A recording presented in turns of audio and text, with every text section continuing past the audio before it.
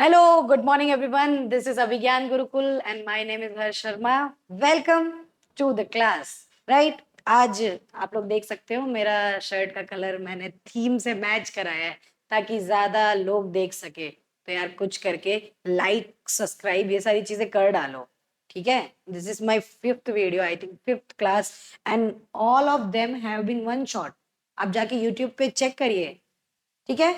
Today we have economics first chapter from grade 9, the story of village Palampur.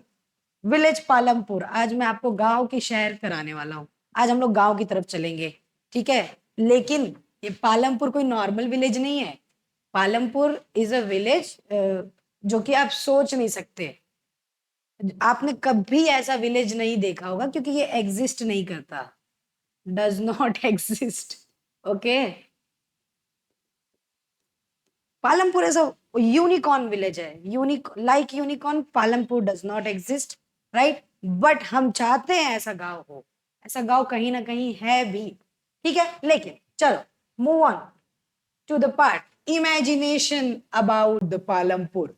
Palampur बहुत ही बढ़िया गांव है भाई। पालमपुर में सारी चीजें हैं। पालमपुर नियर बाई विलेजेस से कनेक्टेड है, वेल कनेक्टेड है, अच्छे रोड्स है। इसके पास में एक बड़ा सा गांव है 3 किलोमीटर दूर। बड़ा गांव मतलब एक छोटा गांव होता है, एक बड़ा गांव होता है। बड़े गांव में थोड़े बड़े मार्केट्स होते हैं एज कम्पेयर टू छोटा गांव। वैसा ही है पालमपुर। ठीक है? इनके पास ऑल वेदर रोड है जो कि पालमपुर को कनेक्ट करता है एक छोटे से टाउन रायगंज और शाहपुर से, राइट? तो पालमपुर के पास रोड भी है, देखते रहना। ऑल वेदर रोड यानी मेटालिक रोड है इनके पास। बारिश में भी ऐसा बह नहीं जाता। ठीक है? Unlike some villages of east UP. Okay, various transport modes are used. यहाँ पे बहुत सारी ट्रांसपोर्ट मोड्स यूज होते हैं। जैसे गांव में बुलक कार्ट्स यूज होते हैं, टोंगास यूज होते हैं, बोगीज यूज होते हैं, मोटरसाइकिल, जीप, ट्रैक्टर, ट्रक। ठीक समझ सकते हो आप। ये आज भी गांव में काफी जगह यूज होते हैं। Palampur just represent one of the village of western UP. आप समझ सकते हैं वेस्टर्न यूपी में आप अगर जाएंगे तो ऐसा कोई गांव आपको देखने को मिलेगा, no doubt, undoubtedly. Population social structure अगर मैं बताऊं तो पालमपुर में ऑलरेडी अराउंड 450 फैमिलीज रहती है जो कि अलग अलग कास्ट की है। ठीक है? जिसमें से 80 फैमिली अपर कास्ट की है और इन्हीं के पास सबसे ज्यादा लैंड है। ऑफकोर्स इमेजिनेशन में भी हमारा गांव है तो इंडिया का ही गांव, इसमें से कास्ट सिस्टम जाएगा नहीं। Upper caste owns most of the land, remember that, right? वहीं पे अगर हम दलित एससीज की बात करें तो वो 1/3 ऑफ द पॉपुलेशन है। ठीक है? लेकिन वो बहुत ही छोटे रीजन में रहते हैं। बड़ा सा गांव लेकिन 1/3 पॉपुलेशन बहुत छोटे से एरिया में रहती है। ठीक है? And most of them are Dalits, right? उनके जो घर है वो भी कच्चे हैं। आप देख सकते हो सोशल स्ट्रक्चर के हिसाब से upper caste have better life, lower caste have poor life. उनके घर कच्चे हैं, मड से बने हैं, पालमपुर में भी। ठीक है? आगे बेसिक फैसिलिटीज क्या अवेलेबल है? सबके पास घर है और सबके घर में ऑलमोस्ट इलेक्ट्रिसिटी कनेक्शंस है ही। इलेक्ट्रिसिटी अच्छा है। अभी तक हम लोगों ने अगर फैसिलिटीज के हिसाब से देखे, वेल कनेक्टेड रोड है इनके पास, इलेक्ट्रिसिटी है इनके पास। ये इलेक्ट्रिसिटी यूज करते हैं इरिगेशन पर्पसेस के लिए, ट्यूबवेल्स वगैरह, और बिजनेस में भी यूज होता है। ठीक है? गांव में 2 प्राइमरी स्कूल है, 2 प्राइमरी स्कूल है और एक हाई स्कूल है। तो गांव के बच्चों को बहुत बाहर जाने की जरूरत नहीं है, गांव में ही स्कूल्स अवेलेबल है। आप देख सकते हैं रोड अवेलेबल है इनके पास, इलेक्ट्रिसिटी वेल कनेक्टेड है इनके पास, स्कूल्स अवेलेबल है, प्राइमरी हेल्थ सेंटर है गवर्नमेंट का, और एक प्राइवेट डिस्पेंसरी है। डिस्पेंसरी ऐसे छोटी मोटी क्लिनिक आप समझ सकते हो। कोई छोटी मोटी बीमारी हुई तो प्राइवेट डिस्पेंसरी भी अवेलेबल है। एक गवर्नमेंट प्राइमरी हेल्थ सेंटर है, राइट? अगर डेवलपमेंट फीचर्स की बात करें तो जैसा मैंने आपको बताया, इनके पास वेल कनेक्टेड रोड हम लोगों ने देखा, ऑल सीजन रोड है इनके पास। ट्रांसपोर्ट फैसिलिटीज बहुत बढ़िया है। ये टोंगा से लेके बुलक कार्ट से लेके मोटरसाइकिल से लेके ट्रैक्टर, जीप, सब कुछ चलता है। ठीक है? अच्छा गांव है भाई, ऐसे गांव में रहना चाहूंगा मैं। इरिगेशन, इलेक्ट्रिसिटी है, लाइट बढ़िया आती है। मैं जिस गांव से आता हूँ वहां पे लाइट आती कट जाती, लाइट आती कट जाती है, नेटवर्क भी नहीं आता। ऐसे गांव की इमेजिनेशन है। बट अच्छा है, इलेक्ट्रिसिटी अवेलेबल है, इरिगेशन फैसिलिटीज अवेलेबल है, स्कूल्स है, हेल्थ केयर है। ठीक है? यानी बेसिक चीजें जो लोगों को जरूरत होती है वो पब्लिक फैसिलिटीज यहाँ अवेलेबल है। ठीक है? इन फैसिलिटीज को आप नियर बाई विलेज से कंपेयर कर सकते हो, वहां पे भी ऑलमोस्ट सेम लेवल पे है। आप इसको अपने गांव से कनेक्ट कर सकते हो क्या? आपके गांव में सारी फैसिलिटीज है, ऑल सीजन रोड है आपके गांव में, आपके गांव में अच्छा ट्रांसपोर्ट फैसिलिटीज है, प्राइमरी हेल्थ सेंटर है, आई डोंट नो, मेरे गांव में थोड़ा सा प्रॉब्लम है इस मामले में, क्योंकि मेरा गांव एक रियल गांव है अनलाइक पालमपुर, ठीक है। वहां पे नेटवर्क भी नहीं आता है, अगर आपको नेटवर्क चाहिए तो हम लोग ऐसे दूर जाके दौड़ के वहां पे कॉल पे बात करते हैं, ठीक है। Moving on, these facilities can be compared, बताया मैंने आपको। प्रोडक्शन एक्टिविटी, ज्यादातर लोग क्या करते हैं, गांव है, गांव में सबसे मेन एक्टिविटी है खेती करना, खेती करने में गांव वालों को जो मजा आता है ना भाई, farming is the main production activity in Indian village and Palampur is replica of some Indian village। तो पालमपुर में भी मेन एक्टिविटी क्या है, फार्मिंग, फार्मिंग होता है।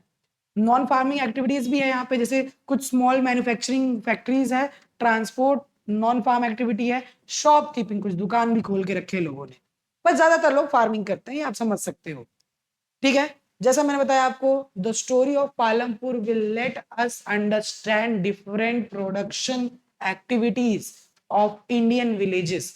हम पालमपुर के हिसाब से ये समझेंगे कि इंडियन विलेजेस के प्रोडक्शन एक्टिविटीज क्या क्या हो सकते हैं, किस तरीके से लोग सरवाइव करते हैं, क्या सोशल स्ट्रक्चर रहता है, ये सब कुछ हम समझेंगे।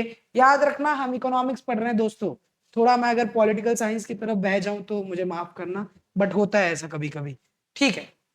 आगे, ऑर्गेनाइजेशन ऑफ प्रोडक्शन, प्रोडक्शन में हमें क्या क्या चीजें चाहिए होती है, ये तो बहुत ही बेसिक है, आपको पता है, लैंड, लेबर, कैपिटल और एंटरप्रेन्योरशिप, राइट, ये चार चीजें फैक्टर्स ऑफ प्रोडक्शन है, ऑर्गेनाइजेशन ऑफ प्रोडक्शन है।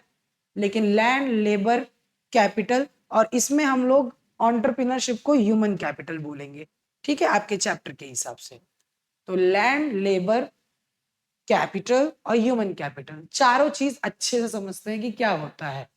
अगर हमें कोई भी गुड्स और सर्विस, कोई भी प्रोडक्शन करना है फिजिकली, हमको ये चार चीज की रिक्वायरमेंट हो, हमें चार चीज चाहिए ही होंगे, ठीक है। ये फोर फैक्टर्स ऑफ प्रोडक्शन कहलाए जाते हैं, एग्जाम में बहुत इंपॉर्टेंट है ये, एग्जाम में क्वेश्चन आता है, what are the four factors of production और state four factors of production, आपको ध्यान रखना है, लैंड, लेबर, कैपिटल और ह्यूमन कैपिटल, ठीक है। वो हम लोग एक एक करके अच्छे समझते हैं। लैंड का मतलब होता है फिजिकल लैंड या फिर नेचुरल रिसोर्सेज जो हम यूज कर रहे हैं, जिसमें लैंड, वाटर, फॉरेस्ट, मिनरल सब कुछ आ जाता है, ठीक है। ये सबसे बेसिक है, सबसे पहले हमें ये तो चाहिए ही। आपको मान लो कोई भी चीज का एक फैक्ट्री खोल रहे हो, तो आपको सबसे पहले बेस में लैंड चाहिए, वो फैक्ट्री खोलना पड़ेगा, उसका नेचुरल रिक्वायरमेंट होगा, हमें वो रिसोर्स की जरूरत होगी जो हमें नेचर से मिलता है, हमारे प्रोडक्शन में जो हमें नेचर से मिल जाता है डायरेक्टली, उसे हम लोग लैंड में काउंट करेंगे। ये कोई भी नेचुरल रिसोर्स हो सकता है, ठीक है। नदी के पास मैंने काम करना शुरू करा, अपना नाव बनाया, नाव बना के मैं वहां पे नाव चलाने लग गया, यहाँ से वहां लोगों को नाव से पहुंचाता हूँ, तो वो जो नदी है वो मेरा लैंड है, ठीक है, मैं सर्विस प्रोवाइड कर रहा हूँ और वो एक प्रोडक्शन यूनिट है, ठीक है। आगे बात करते हैं हम लोग, लैंड, आई होप आपको क्लियर है, ये कोई भी नेचुरल रिसोर्स हो सकता है, लैंड खुद, वाटर, फॉरेस्ट, मिनरल्स, इसमें से कुछ भी हो सकता है, ठीक है। दूसरी चीज हमें चाहिए होती है, मतलब मैंने मान लो फैक्ट्री तो लगा ली, फैक्ट्री लगा ली, ये फैक्ट्री में कोई काम भी तो करना करेगा, तो ये जो लोग काम करते हैं प्रोडक्शन यूनिट में, उन्हें हम लेबर कहते हैं। लेबर दो टाइप के हो सकते हैं, तीन टाइप के हो सकते हैं, एजुकेटेड लेबर हो सकते हैं, स्किल्ड लेबर हो सकते हैं, या अनस्किल्ड लेबर हो सकते हैं, चलेगा, स्किल्ड और मैनुअल वर्कर्स हो सकते हैं, ठीक है। लेबर अलग अलग टाइप के होते हैं, जैसे मैं एक कोई आईटी इंडस्ट्री की बात करूंगा, तो आईटी इंडस्ट्री में उनके पास लैंड है, लेबर जो आईटी प्रोफेशनल्स आ रहे हैं वहां पे काम करने, वो भी लेबर कहलाएंगे। बाय द वे मैं आपको पढ़ा रहा हूँ, मैं भी लेबर ही हूँ, ठीक है, मुझे भी आप लेबर कंसिडर कर सकते हैं, मैं तो आज शर्ट भी लेबर्स वाली पहन के आया हूँ। By the way, moving on guys, labour का मतलब कुछ बुरा नहीं होता, आप कोई भी काम कर रहे हैं, कोई भी प्रोडक्शन का काम कर रहे हैं, आप लेबर है, ठीक है, आप कोई काम कर रहे हैं, जॉब कर रहे हैं, आप लेबर कहलाएंगे, कोई बुरा मानने वाला बात नहीं है इसमें, ठीक है। वो अलग बात है कि सैलरी सब सारे लेबर्स की अलग होती है, depending upon their skills, there education. Moving on, तीसरी चीज हमें चाहिए होती है फिजिकल कैपिटल। अब कैपिटल है ना, दो टाइप के हो सकते हैं दोस्तों, एक हो सकता है फिक्स कैपिटल, यानी जब हम फैक्ट्री खोले तो मान लो मैंने एक बिल्डिंग बनाई, मैंने टेबल लिया, मैंने सोफा लिया, मैंने लैपटॉप लिया, मैंने कंप्यूटर लिया, मैंने एसी लगवाई, ये सारे फिक्स कैपिटल है। ऐसा नहीं मुझे कल फिर चेंज करना पड़ेगा, परसों फिर चेंज करना पड़ेगा। ये फिक्स कैपिटल काफी टाइम तक चलता है। जैसे लैंड में मैंने ये बिल्डिंग बनाई, ये काफी टाइम तक चल रहेगा। हाँ, रेनोवेशन वगैरह होगा, इसकी अपनी रिक्वायरमेंट होगी, लेकिन वो फिक्स कैपिटल में आता है। फिक्स कैपिटल में जैसे टूल्स, मशीन्स, बिल्डिंग्स जो कि हम काफी सालों तक सस्टेन कर सकते हैं, वो फिक्स कैपिटल कहलाएगा। और दूसरा कहलाता है वर्किंग कैपिटल। वर्किंग कैपिटल जो हमें बार बार चाहिए रहता है, बार बार चाहिए रहता है, ठीक है। जैसे कि रॉ मटेरियल, आप अगर कॉटन की फैक्ट्री स्टार्ट करते हो, कॉटन की फैक्ट्री आपने स्टार्ट करी मान लो, तो इसमें हमारा फिक्स कैपिटल क्या होगा? फिक्स कैपिटल होगा मशीन या फिर फैक्ट्री खुद, है ना। ये सारी चीजें फिक्स कैपिटल में आएगी। लेकिन वर्किंग में क्या आएगी? कॉटन, कलर्स, ये मुझे बार बार लेना पड़ेगा, लगातार लेना पड़ेगा, तो ये रॉ मटेरियल, पैसे खर्च होंगे, मेरे को ट्रांसपोर्ट वाले को पैसा देना होगा, मुझे अपने लेबर्स को पैसा देना होगा, ये भाई वर्किंग कैपिटल है। काम करते टाइम पैसे कुछ लगते ही हैं, कुछ चीजें हमेशा लगती ही रहती है, लेनी ही पड़ती है, उन्हें हम वर्किंग कैपिटल बोलते हैं। चौथा जो बहुत इंपॉर्टेंट है, जिसे एंटरप्रेन्योरशिप भी बोलते हैं, हमारे में ह्यूमन कैपिटल लिखा है। ह्यूमन बहुत इंपॉर्टेंट है। ये तीनों चीज होने के बावजूद भी इन सबको जो मैनेज करता है वो है ह्यूमन कैपिटल। ह्यूमन अपने knowledge, skills, enterprise, communication, management के थ्रू ये तीनों चीजों को एक करके प्रोडक्शन बनाता है, राइट। जैसे कि किसी मैन ने सोचा होगा कि ये कॉटन जो है भाई, रुई जो है, इसको मैं एक मशीन बनाता हूँ, ये मशीन के थ्रू जाएगा और धागा बनेगा, उस धागे से मैं कपड़ा बनाऊंगा। ये मैन की स्किल है भाई, सबके पास नहीं आ सकती। तो ये ह्यूमन कैपिटल की वजह से होता है कि हम इन सब चीजों को एक साथ मैनेज करके फाइनली कुछ प्रोड्यूस कर पाए, कुछ प्रोड्यूस कर पाए, राइट। तो ह्यूमन नॉलेज, स्किल्स, एंटरप्राइज सब चीजों को कंबाइन करता है, ये ऊपर की तीन चीजों को कंबाइन करता है और बनाता है human capital. I hope it is clear, आपको सिंपल समझ में आ रहा होगा। 4 फैक्टर्स ऑफ प्रोडक्शन है। लैंड, जिसमें लैंड का मतलब खाली जमीन नहीं होता, सारे नेचर से मिलने वाली कोई भी चीजों को हम लैंड बोल सकते हैं, राइट। वो सबसे बेस होता है हमारा, वो तो चाहिए ही, बेस तो हमको चाहिए ही होता है, ठीक है। तो वो हमारा कहलाएगा लैंड। दूसरा है लेबर, जो लोग काम करते हैं, ये स्किल्ड हो सकते हैं, अनस्किल्ड हो सकते हैं, मैनुअल वर्कर्स हो सकते हैं, एजुकेटेड लेबर्स हो सकते हैं, everything is possible. Third is physical capital, मैंने बताया था फिजिकल कैपिटल में 2 पार्ट आते हैं, एक को हम फिक्स्ड बोलते हैं, एक को हम वर्किंग कैपिटल बोलते हैं। फिक्स्ड कैपिटल जो कि हम एक बार लेते हैं, काफी सालों तक चलता है। वर्किंग कैपिटल हमेशा लगातार लेते रहना पड़ता है, कुछ पैसे हमेशा लगातार लगते रहते हैं while we are working, right. Human capital मैंने बताया, ये तीन चीजों को जो कंबाइन करके प्रोड्यूस करता है, वो ह्यूमन की नॉलेज, स्किल, एंटरप्राइज, मैनेजमेंट पे डिपेंड होता है, तो उसे हम ह्यूमन कैपिटल। ह्यूमन भी एक इंपॉर्टेंट कैपिटल है, ह्यूमन के बिना कुछ भी चीज पॉसिबल नहीं होता, ठीक है। एआई, एआई से करवा लो ये, ठीक है। नेक्स्ट हम लोग देखेंगे फार्मिंग इन पालमपुर। कैसा होता है फार्मिंग कैसा है? पहली बात तो लैंड फिक्स है वहां पे।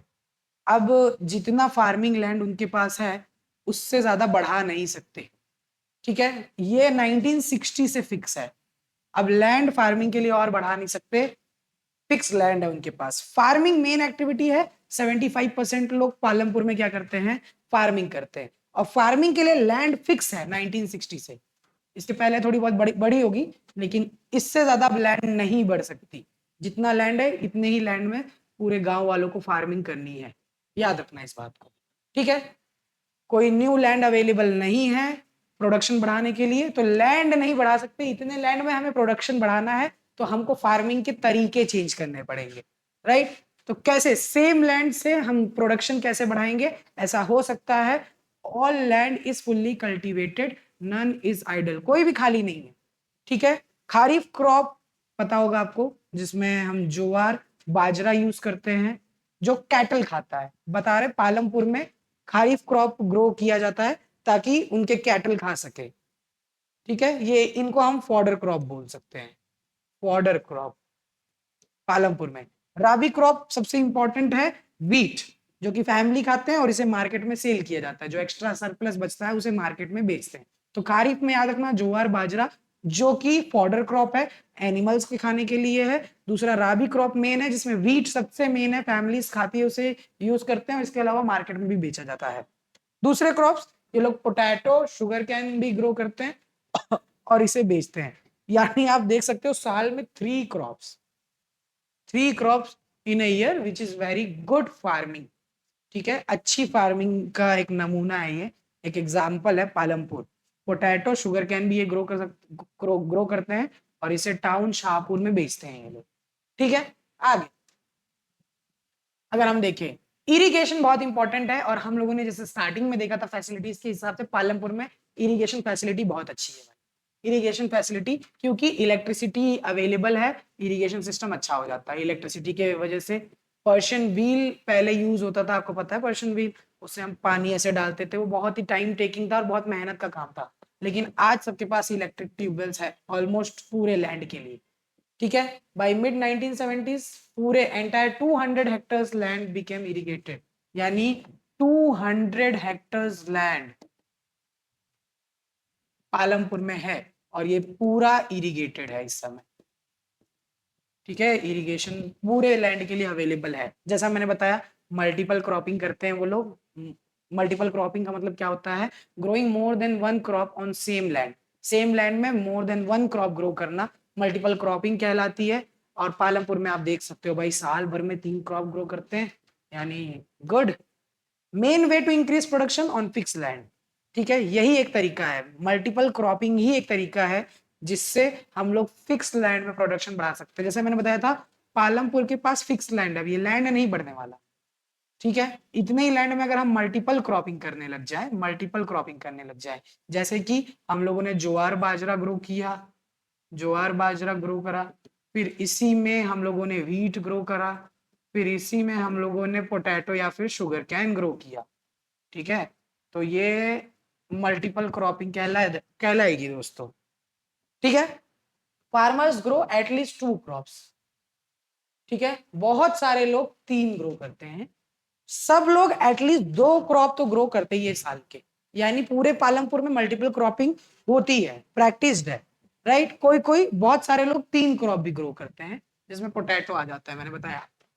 ठीक है, मॉडर्न फार्मिंग मेथड्स एक और तरीका है सेम लैंड में, फिक्स लैंड में प्रोडक्शन बढ़ाने का। मॉडर्न फार्मिंग हम नए मेथड्स यूज करेंगे। ठीक है, नए मेथड्स यूज करेंगे, जैसे कि हम high yield variety seeds use करेंगे, जिन्हें HYV सीड्स बोला जाता है।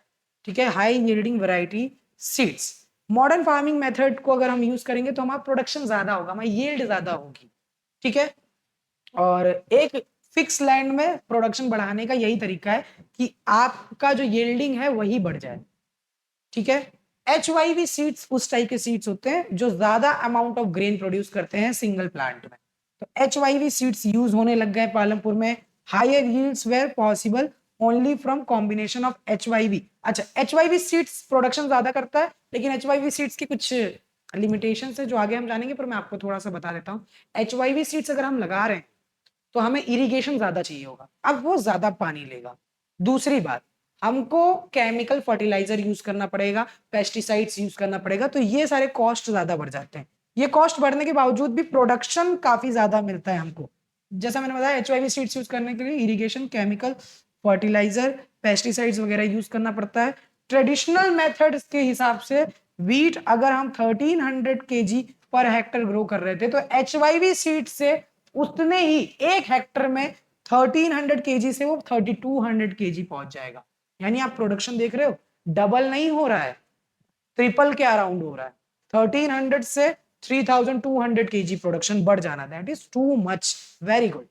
HYV सीड से पॉसिबल है। ठीक है, लैंड डिग्रेडेशन, अगर हम अगर हम जैसा मैंने बताया आपको, प्रोडक्शन बढ़ाएंगे, कुछ करने जाओ तो कहीं ना कहीं पे प्रॉब्लम आ जाती है, वैसा ही है यहाँ पे। अगर हम प्रोडक्शन बढ़ाने की तरफ जाते हैं, प्रोडक्शन अगर हमें बढ़ाना है तो हमें आर्टिफिशियल मीन्स यूज करना पड़ेगा। आर्टिफिशियल मीन्स, अब आर्टिफिशियल मीन्स में हमारा आ जाता है HYV सीड्स, हमारा आ जाता है HYV सीड्स यूज कर रहे हो तो आपको केमिकल फर्टिलाइजर यूज करना पड़ेगा। आपको ज्यादा वाटर यानी इरिगेशन में पानी ज्यादा लगेगा और इसकी वजह से एक प्रॉब्लम क्रिएट हो सकती है जिसे हम लैंड डिग्रेडेशन बोलते हैं। मॉडर्न फार्मिंग का यही एक मेन प्रॉब्लम है कि वो नेचुरल रिसोर्स के बेस को ओवर यूज करता है। ठीक है, नेचुरल रिसोर्स धीरे धीरे खत्म हो सकते हैं, जैसा कि वेस्ट यूपी, पंजाब, हरियाणा में देखा जा रहा है। वहां का जो ग्राउंड वाटर लेवल है वो अब धीरे धीरे नीचे जाने लग गया है। धीरे धीरे क्या, बहुत ही रैपिडली नीचे जाने लग गया है। ठीक है, क्योंकि सबके घर में ऑलमोस्ट आप देखोगे तो वहां पे ट्यूबवेल्स अवेलेबल है, सबके यहाँ पे ट्यूबवेल अवेलेबल है, सब लोग उतना पानी यूज कर रहे हैं। खेती के साथ साथ अब पार्टियों में भी भाई ट्यूबवेल यूज होने लग गया है। ट्यूबवेल में लोग नहाने जाने लग गए हैं। इतना ज्यादा पानी यूज हो रहा है कि अब ग्राउंड वाटर लेवल नीचे जाने लग गया है। तो this is also part of natural resources का वेस्ट। हम नेचुरल रिसोर्सेस का वेस्ट कर रहे हैं। प्रोडक्शन बढ़ रहा है दोस्तों, 1300 से हम 3200 केजी पहुंच गए, थैंक यू सो मच। लेकिन हम अपने लैंड को गवा रहे हैं। तो किस कीमत में ये प्रोडक्शन आ रहा है वो भी मैटर करता है, उसका भी हमें ध्यान देना पड़ेगा। लैंड डिग्रेडेशन की प्रॉब्लम सॉल्व करनी पड़ेगी। इंडिया में 1970s के टाइम पे, इंडिया में 1970s के टाइम पे आया था ग्रीन रेवोल्यूशन। ठीक है, अब ग्रीन रेवोल्यूशन में यही किया गया कि HYV सीड्स इंट्रोड्यूस करी गई, BT बायोटेक सीड्स इंट्रोड्यूस करी गई, केमिकल फर्टिलाइजर, पेस्टिसाइड्स, इंसेक्टिसाइड्स, ये सारी चीजें यूज करी गई ताकि प्रोडक्शन बढ़ाया जा सके। नए नए irrigation methods like canal system बनाया, गवर्नमेंट ने हर एक गांव तक इरिगेशन पहुंचाया। ये नए मॉडर्न मेथड्स यूज करना शुरू हुआ हमारे इंडिया में ग्रीन रेवोल्यूशन की वजह से। और सबसे ज्यादा बेनिफिट हुआ पंजाब, हरियाणा, वेस्टर्न यूपी को। और यहाँ पे इतना ज्यादा मॉडर्न फार्मिंग होने लगी कि फार्मर्स यहाँ पे रिच हो गए। अच्छा हुआ, फार्मर्स की कंडीशन बेटर हुई, लेकिन लैंड डिग्रेडेशन बहुत ज्यादा हुआ। तो क्या ग्रीन रेवोल्यूशन सक्सेसफुल है? Production wise yes, natural resources wise I don't know दोस्त। आप ही सोचो कि आपको मैं प्रोडक्शन बढ़ाऊं कि आप एक दिन आओ बहुत सारे एप्पल्स हो, लेकिन वो जो एप्पल हैं वो ऑर्गेनिक ना हो, प्योर ना हो। प्रोडक्शन बढ़ चुका है हर एक चीज का, लेकिन उसकी क्वालिटी कॉम्प्रोमाइज हो रही है। तो आई डोंट नो आप किसके साथ जाएंगे, क्वालिटी या क्वांटिटी। ठीक है, आप पे है। एसोसिएटेड, जैसे मैंने बताया था, green revolution is associated with the loss of soil fertility. आप जितना ज्यादा केमिकल फर्टिलाइजर यूज करेंगे उतना ज्यादा सॉइल डिग्रेड होगा, सॉइल की क्वालिटी खराब होगी और कुछ साल में वो बैरन भी हो सकता है due to increased use of chemical fertilizer, जैसा मैंने बताया आपको। ठीक है, कंजम्पशन ऑफ केमिकल फर्टिलाइजर सबसे ज्यादा पंजाब में है, हाईएस्ट इन द कंट्री। पूरे कंट्री में सबसे ज्यादा केमिकल फर्टिलाइजर पंजाब यूज करता है। बाय द वे, पूरे कंट्री में सबसे ज्यादा वीट प्रोडक्शन भी पंजाब करता है। तो प्रोडक्शन कर रहा है, लैंड डिग्रेड हो रहा है, सॉइल इनफर्टाइल हो रहा है। What's the solution you think of? Better, आपको ज्यादा पता होगा कि हमें क्या ऑप्ट करना चाहिए। मूविंग ऑन, लैंड डिस्ट्रीब्यूशन की बात कर लेते हैं। जैसा हम लोगों ने स्टार्टिंग ऑफ द चैप्टर में पढ़ा था, 450 फैमिलीज रहती है कहाँ पे? पालमपुर में। 450 फैमिलीज में से जो 1/3 है, 1/3 ऑफ द 450 अगर हम करेंगे तो कितना होगा भाई? 450 का 1/3, 3 यानी 150 फैमिलीज। 150 फैमिलीज भाई लैंडलेस है, इनके पास लैंड है ही नहीं। और ये लोग कौन से कास्ट से बिलोंग करते हैं? SC, दलित है ये। ठीक है, मोस्ट ऑफ देम आर दलित, इनके पास कोई लैंड ही नहीं है कल्टीवेशन के लिए। यानी आप सोचो 1/3 ऑफ द पॉपुलेशन के पास लैंड नहीं है, यानी 2/3 पॉपुलेशन के पास पूरा लैंड है। उसमें भी हम लोगों ने देखा of the remaining family who own land, उसमें से 240 families cultivate small plot of land.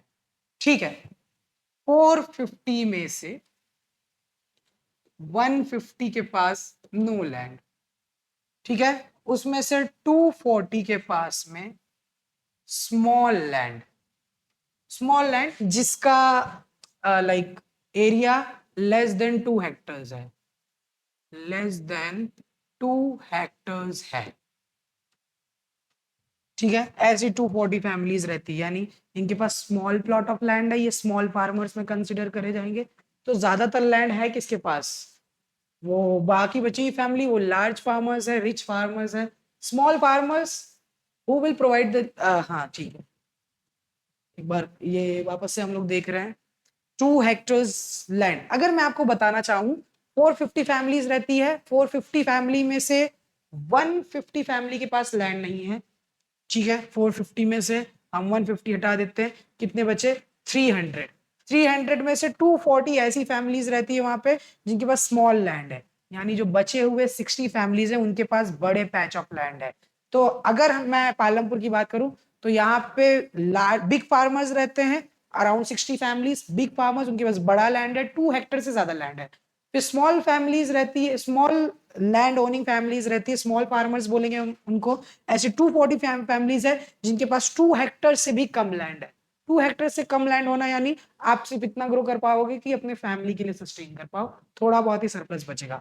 150 families के पास तो लैंड ही नहीं है, तो वो जो बड़े फार्मर्स हैं वही सबसे ज्यादा प्रॉफिट कमा पाते हैं ऐसे गांव।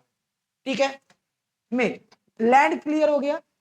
हम लोग फैक्टर्स ऑफ प्रोडक्शन कर रहे हैं पहला, और पालमपुर के एग्जांपल से कर रहे हैं। ठीक है, तो पालमपुर में लैंड डिस्ट्रीब्यूशन बता दिया गया, land is clear I guess.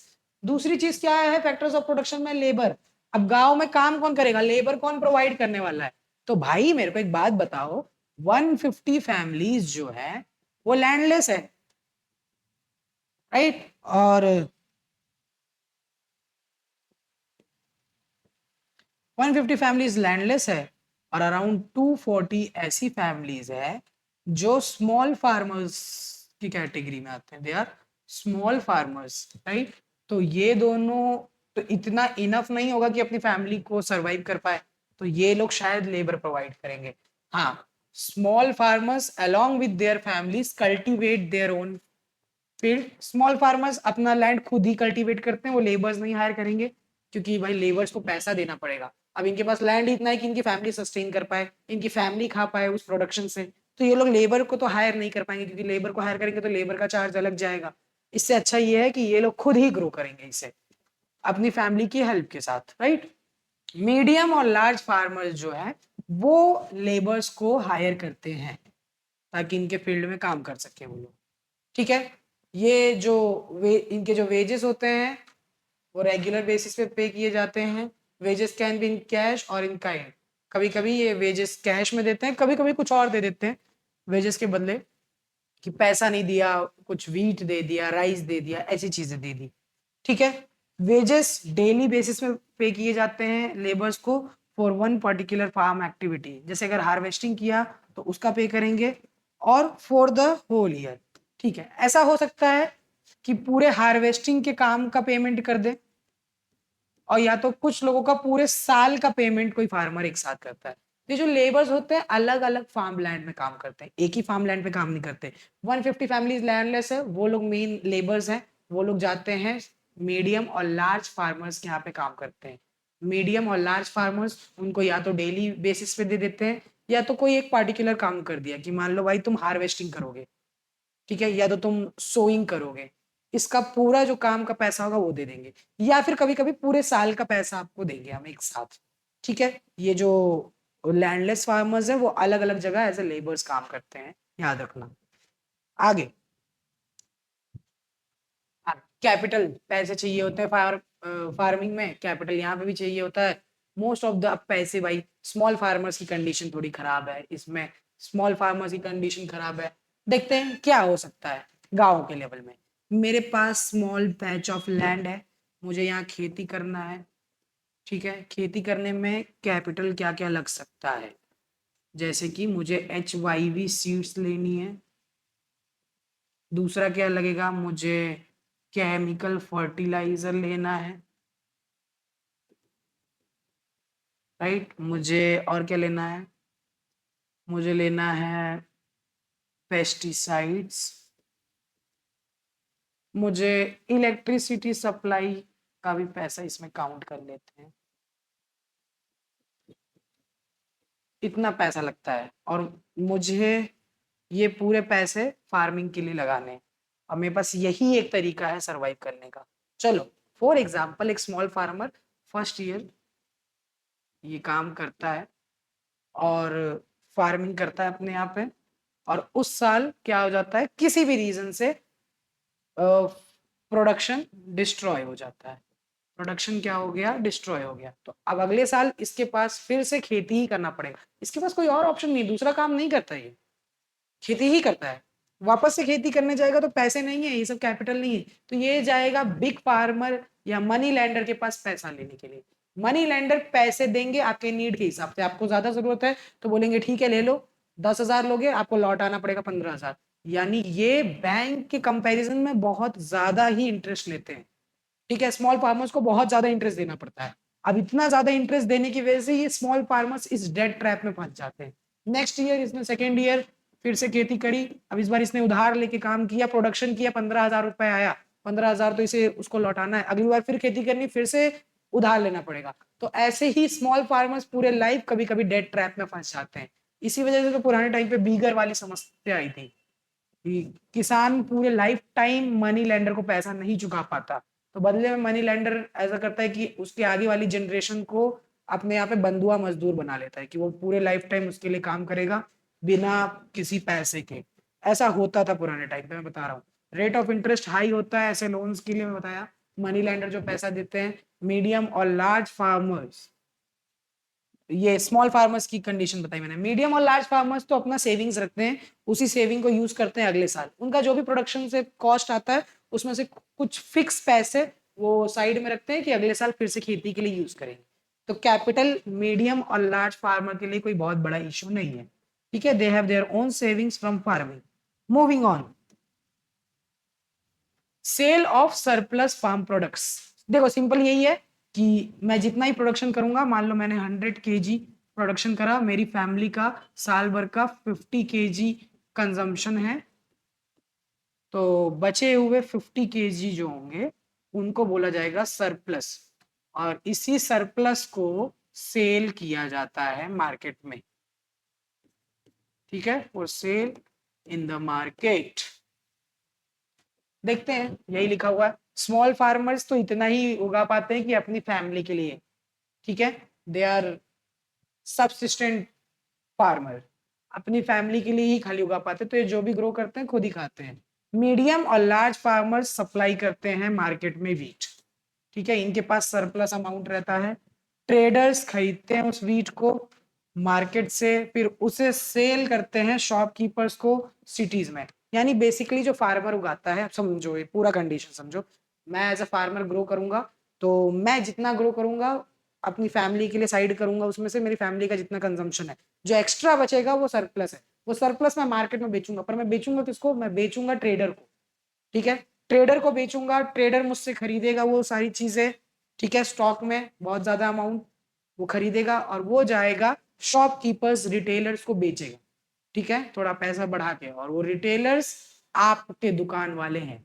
आप जहां से वीट खरीदते हैं सिटी में, आप शहरों में टाउन्स में जहां से दुकान से वीट राइस ये सारी चीजें खरीदते हो, वो ट्रेडर्स के थ्रू आता है। ट्रेडर्स कहाँ से लाते हैं, किसानों के थ्रू। राइट, तो यही प्रोसेस चलता रहता है। ठीक है, this amount is save for lending to small farmers. फिर ये जो पैसा मिलता है लार्ज फार्मर्स को, उसमें से कुछ पैसे लोग बचा के रखते हैं ताकि स्मॉल फार्मर कभी लोन लेने आए तो वो दे दे। और इसके अलावा अगली बार तो उनको कैपिटल भी देना है, उनके यहाँ लेबर्स भी होते हैं लार्ज फार्मर्स के यहाँ, उनकी सैलरी देनी होती है, दैट इज वर्किंग कैपिटल, वो उनका वर्किंग कैपिटल है। ठीक है, काम करने के लिए जो जो चीजें सीड्स लगता है, फर्टिलाइजर लगता है, पेस्टिसाइड्स लगता है, उसके पैसे देने होंगे। कुछ फार्मर्स हो सकता है अपनी सेविंग्स को यूज करें अलग अलग चीजों के लिए, जैसे कि भाई फिक्स कैपिटल खरीदना है मेरे को, बहुत सालों से सोच रहा हूँ ट्रैक्टर खरीद लूं, तो ट्रैक्टर अभी तक मैं रेंट पे लेता था तो वो मेरे लिए वर्किंग कैपिटल जैसा था। अब मैं ट्रैक्टर खरीद लेता हूँ, ट्रैक्टर मैंने खरीद लिया पैसे इकट्ठा करके, तो ट्रैक्टर अब मेरा फिक्स कैपिटल हो गया, अगली बार मुझे खेती करने के लिए ट्रैक्टर किसी और से रेंट में नहीं लेना पड़ेगा। ठीक है, बहुत सारे लोग ऐसा करते हैं, कैटल खरीदते हैं, ट्रक खरीदते हैं या ट्रैक्टर खरीदते हैं। तो ये एक तरीके से this constitute the capital for non farming activities. अच्छा, मैंने कैटल खरीदा, मैंने ट्रैक्टर खरीदा, मैंने ट्रक खरीदा, मैंने कार्स खरीदे, ये सारी एक गेट ओपन करते हैं नॉन फार्म एक्टिविटीज के लिए भी। ये फार्मिंग हम लोगों ने देखा। फार्मिंग का हम लोगों ने लैंड, लेबर, कैपिटल, ये तीनों चीजें डिस्कस करी। हम लोगों ने डिस्कस करा fix capital, working capital, Palampur के एग्जाम्पल से कैसा ये लोगों ने फार्मिंग में प्रोडक्शन करा। पालमपुर में भाई नॉन फार्म एक्टिविटी भी तो होती होगी, सब लोग थोड़ी ना खेती करते हैं, 75% लोग खेती करते हैं खाली पालमपुर में। ठीक है, हर कोई खेती करके नहीं सस्टेन कर सकता, तो बाकी की चीजें भी तो होंगी। बाकी की क्या चीजें होंगी दोस्तों, वहां से आते हैं हम लोग नॉन फार्म एक्टिविटीज में, जिसमें सबसे मेन है डेयरी। ठीक है, लोग क्या करते हैं, फार्मिंग के साथ साथ अपने पास क्या रखते हैं, कैटल या फिर गोट या फिर शीप, इनसे निकलने वाला मिल्क या मिल्क प्रोडक्ट्स मार्केट में बेचते हैं। ये एक काम हो सकता है, बहुत इंपॉर्टेंट है, गांव में बहुत कॉमन है डेयरी फार्मिंग एक्टिविटीज, बहुत सारे फैमिलीज में कॉमन चीज है। ठीक है, रेनी सीजन में ज्वार बाजरा, मैंने बताया था खरीफ क्रॉप है, ज्वार बाजरा ग्रो करते हैं और वो अपने कैटल्स को खिलाते हैं। मिल्क निकलता है जो, वो रायगंज विलेज में बेचा जाता है। रायगंज बताया था मैंने, एक बिग विलेज है, बिग विलेज, जहाँ पे बड़ा मार्केट है। ठीक है, फिर दो ट्रेडर्स शाहपुर से आते हैं, उन्होंने अपना सेटअप किया हुआ है कलेक्शन कम चिलिंग सेंटर रायगंज में। यानी शाहपुर में, शाहपुर में मिल का पूरा मेन फैक्ट्री है, मान सकते हो आप। ये लोगों ने अपना सेंटर बनाया हुआ है, दो सेंटर बनाया हुआ है इनफैक्ट। कहाँ पे, रायगंज में। तो ये जो किसान है पालमपुर के, सॉरी, जो लोगों के पास कैटल है वो लोग जाते हैं यहाँ पे मिल्क जमा करते हैं इन सेंटर्स में, और उनके बदले में पैसे मिलते हैं। यहाँ से ये मिल्क कलेक्ट करके शाहपुर जाता है, शाहपुर में फैक्ट्री में जाता है, और उससे अलग अलग प्रोडक्ट्स बिकते हैं और मार्केट में बिकते हैं। बहुत सिंपल सी चीज़ है, ज़्यादा हार्ड नहीं है। ये मिल्क को ट्रांसपोर्ट किया जाता है, हर टाउन में भेजा जाता है, और इससे प्रोडक्ट्स भी बनते हैं। सिटीज लोगों तक जो मिल्क पहुंच रहा है वो इसी सिस्टम के थ्रू जाता है सिंपली, और कुछ अलग नहीं है। ठीक है, नॉन फार्म एक्टिविटीज में दूसरा है कुछ स्मॉल स्केल मैन्युफैक्चरिंग फैक्ट्रीज भी है पालमपुर में। ऐसा नहीं है, बोल रहे हैं उसमें 50 से कम लोग इन्वॉल्व हैं। ठीक है, बहुत ही स्मॉल स्केल है मैन्युफैक्चरिंग। किन किन चीजों की है मैन्युफैक्चरिंग इंडस्ट्री, वो भी हम लोग देखते हैं। सिंपल प्रोडक्शन मेथड यूज किया जाता है, मोस्टली कोई फैक्ट्री अलग से है नहीं, लोग अपने घर में ही ये काम करते हैं। People are engaged in small scale manufacturing which is carried out at home, घर में ही होता है या फिर खेत में। ठीक है, this manufacturing involve simple production methods, बहुत ही सिंपल चीजें जैसे कि अचार पापड़, इन सारी चीजों की फैक्ट्रीज या फिर प्रोडक्शन में काम आता है। तीसरी चीज जो लोग काम करते हैं, शॉपकीपर। भाई गांव है, लोग रहते हैं वहां पे, तो दुकान भी तो होगी। शॉपकीपर्स, कुछ लोगों ने दुकान खोल के रखी है। ठीक है, तो traders of Palampur shopkeepers who buy various goods from wholesale market से खरीदते हैं।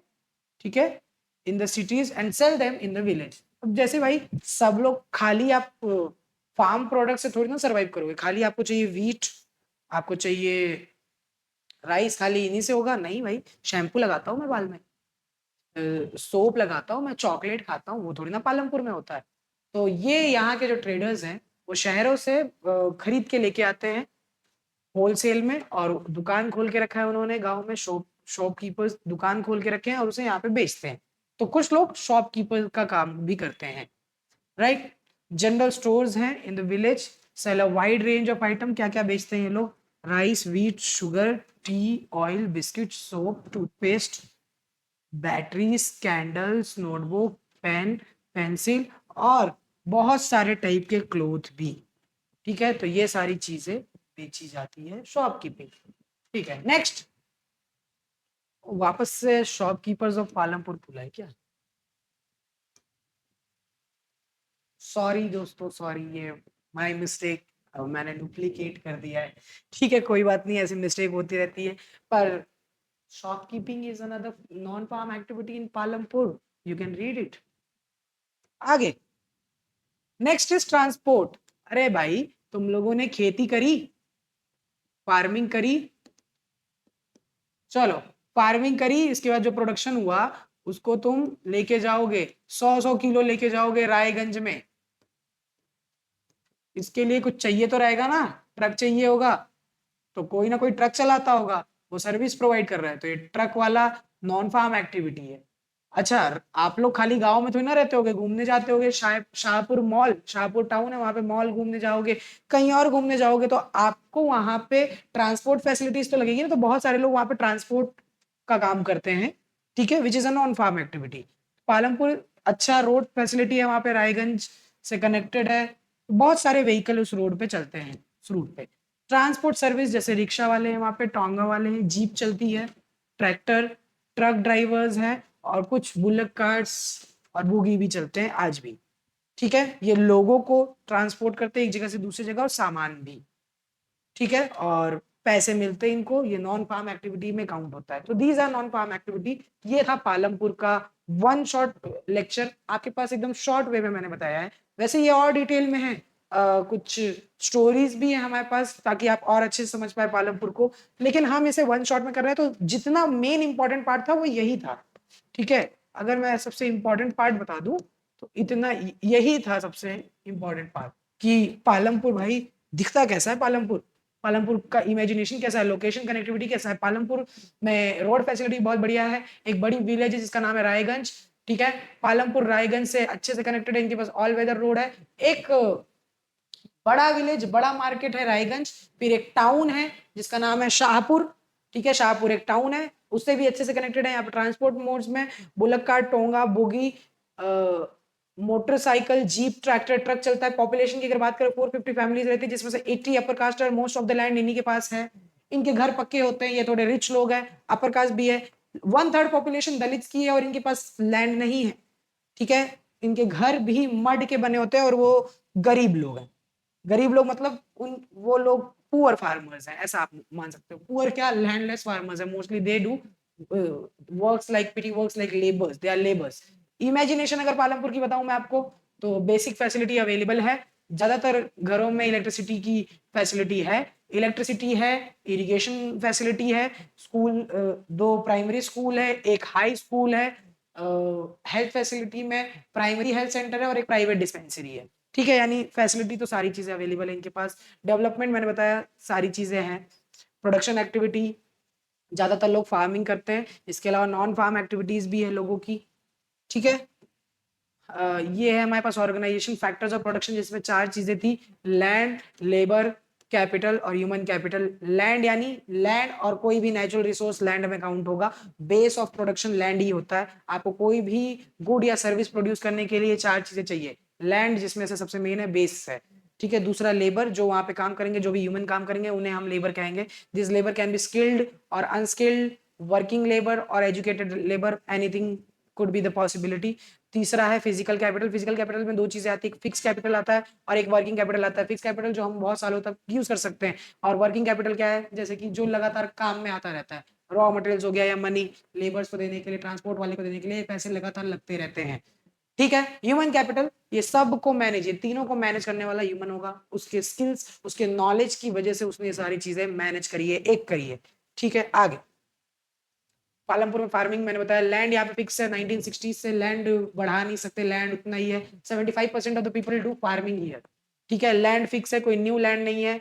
तो सेम लैंड में प्रोडक्शन बढ़ाना है, प्रोडक्शन बढ़ाने के लिए अब देखो यहाँ पे लोग जनरली 3 सीजन क्रॉपिंग करते हैं। खारिफ क्रॉप बारिश के टाइम पे ग्रो होता है, ज्वार और बाजरा जनरली ये लोग अपने कैटल को खिलाने के लिए फॉडर क्रॉप ग्रो करते हैं।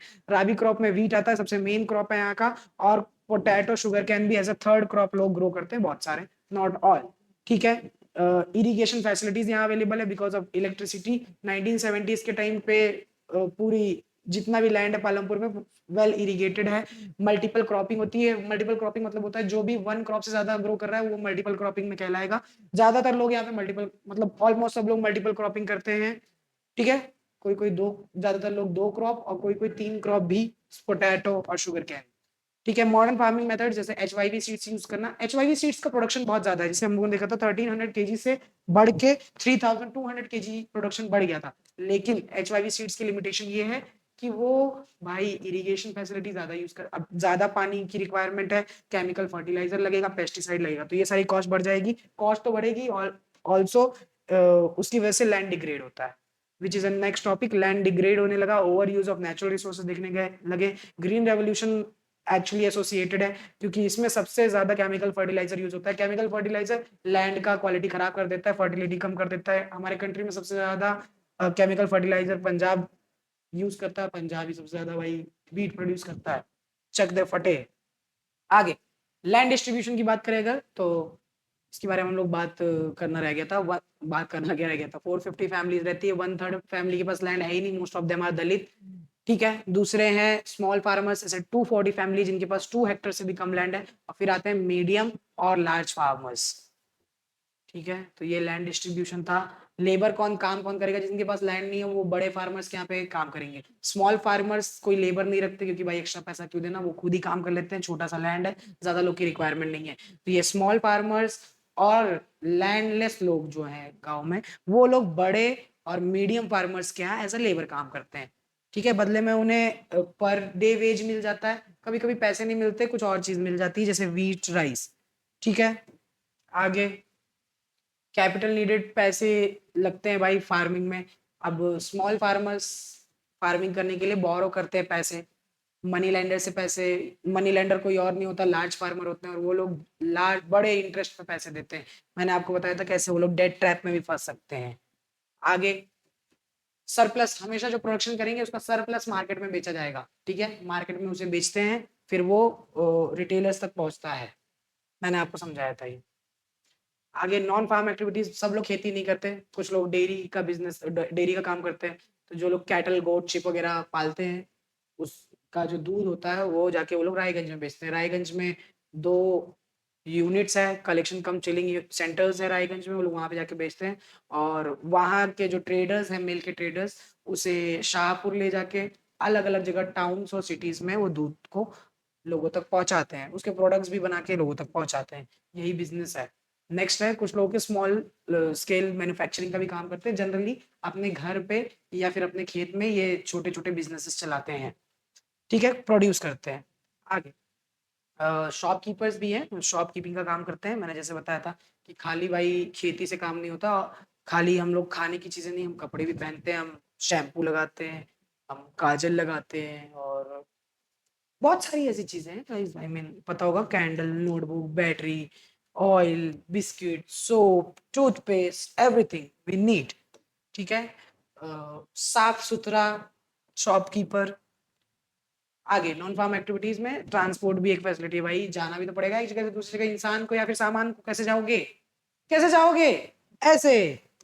Thank you so much for attending. This was a short lecture. I hope it is clear to you. My name is Harsh Sharma. This is Abhigyan Gurukul. आप लोगों को कुछ चीजें करनी पड़ेगी, जैसे कि फॉलो कर लो भाई। फॉलो क्या क्या होता है, सब्सक्राइब कर लो यूट्यूब चैनल को हमारे, बेल आइकॉन को प्रेस कर दो, कमेंट में जाके लिख के बता दो कि सर आपकी शर्ट बहुत अच्छी थी, और पालमपुर गांव की मुझे बहुत याद आती है, क्योंकि ऐसा कोई गांव ही नहीं है। Bye, thank you so much for attending the class.